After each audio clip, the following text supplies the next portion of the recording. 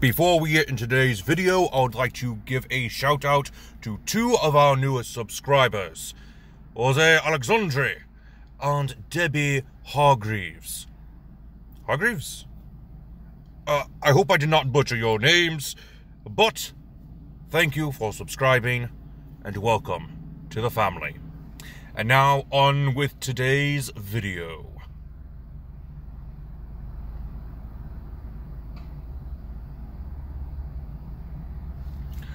I love Alex Rider.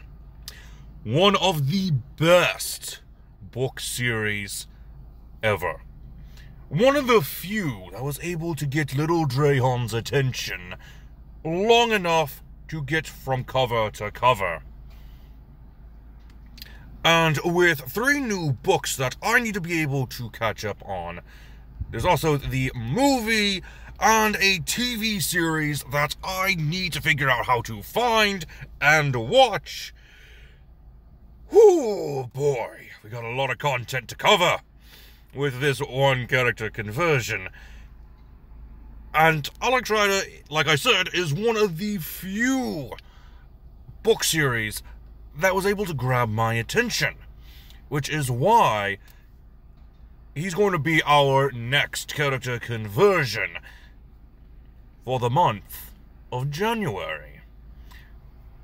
It's my birth month! Confetti! Crazy party thingamabobber. Yeah, it's my birth month, so we're going to be celebrating me and characters that I want to talk about. Maybe even a couple of speculation videos sometime this month. Who knows? But anyway, Alex Rider. How do we convert Alex Rider into a Dungeons & Dragons character? Welcome back to Character Conversion, where we take a look at famous characters in media and convert them into Dungeons & Dragons 5th edition playable characters.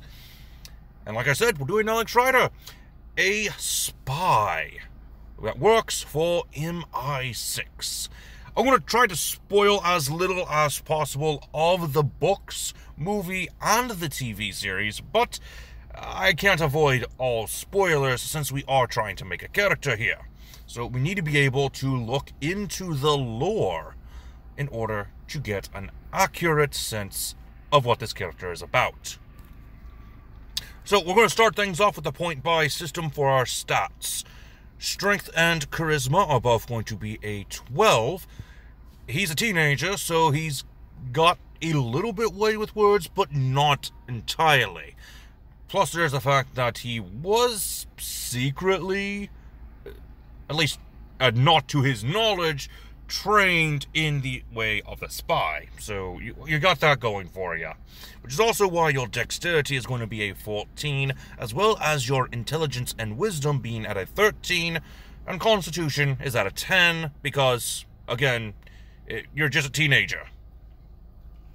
I believe he was 16 in the first book? I don't remember.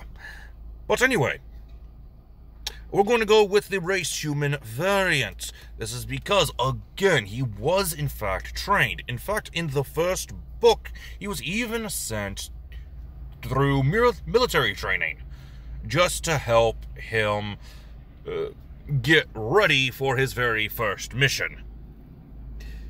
Which, by the way, includes being trained to use guns. So, speed of 30 feet, we're going to grab the skill of survival, and we're going to grab the gunner feat, which gives us proficiency in firearms.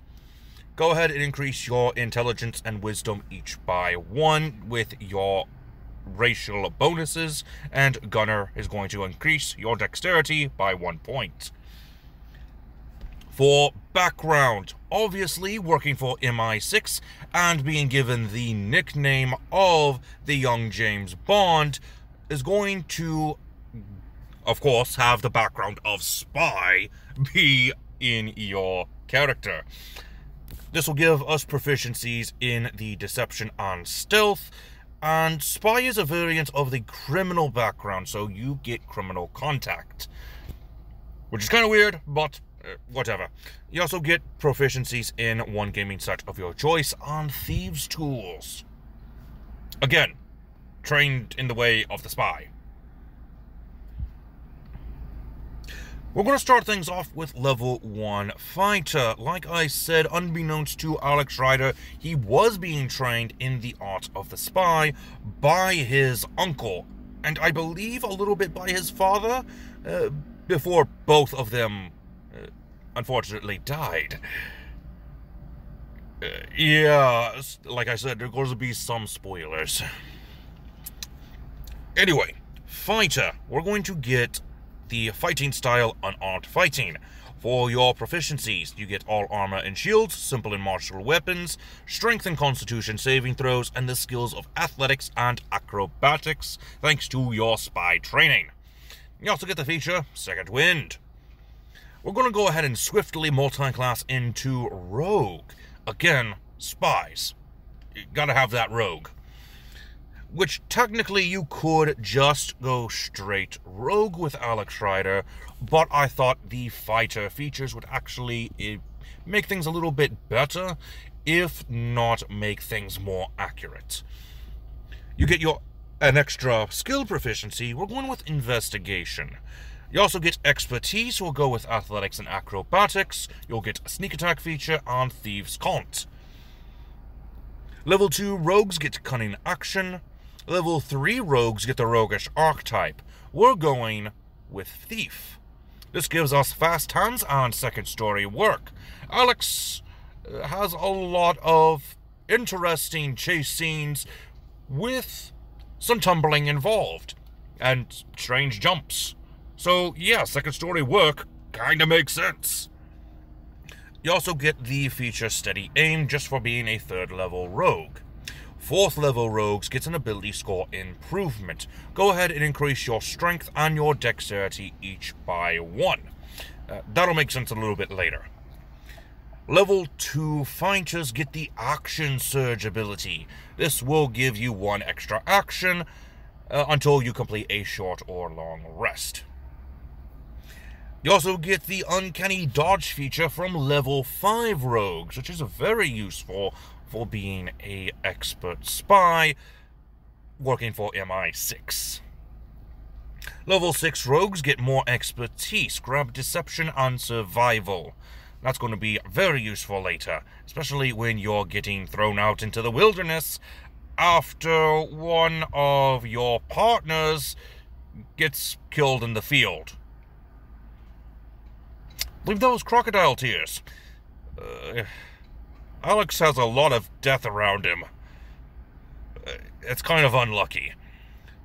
Level 7 rogues get evasion, which is going to be very helpful for when you are dodging explosions or falling debris or, other stuff that requires your dexterity save.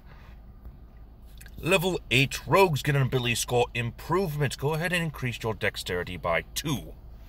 For level 9 rogues in the Thief archetype, you have Supreme Sneak, which is pretty useful, since you're a spy. Level 10 rogues get an ability score improvement, but we're going to swap that out for a feat, Tavern Brawler.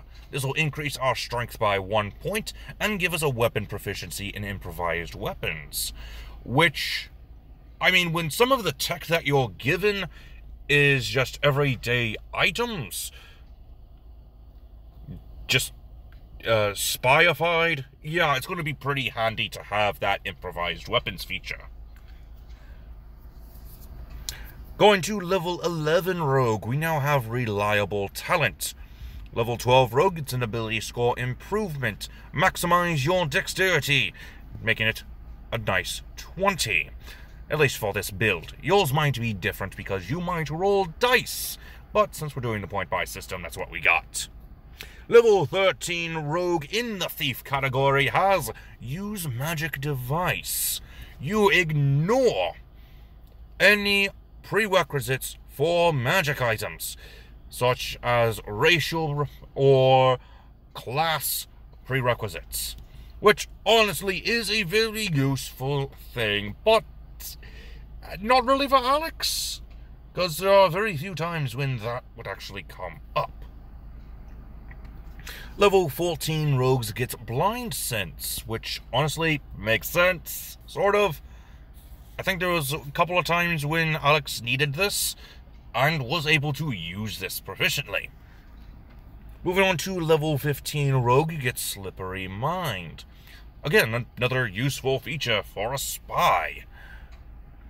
Level 16 rogues get an ability score improvement. Go ahead and increase your charisma by 2 more points. Again, this is Alex Rider. He's a spy. He's a smooth talker. Gotta be able to deceive people. Next we have Rogue at level 17 with Thief's Reflexes. This skill is a bit overpowered, especially when combined with a fighter. You get 1 extra turn. The initiative order for this second turn is your initiative minus, what was it, I think 10? Or was it 5? I think it was 10. Anyway, overpowered feature, you get a second turn.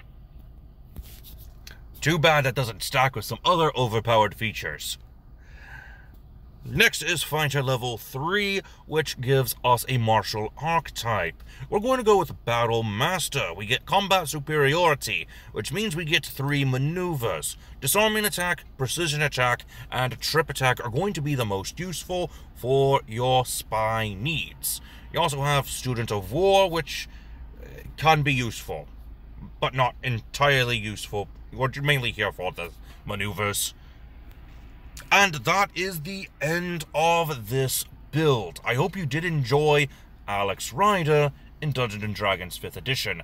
Stay tuned for Thursday when we go over another one of my absolute favorite characters, who also happens to have a nickname for a James Bond villain. Until next time, this has been Drayhon, and I am offline.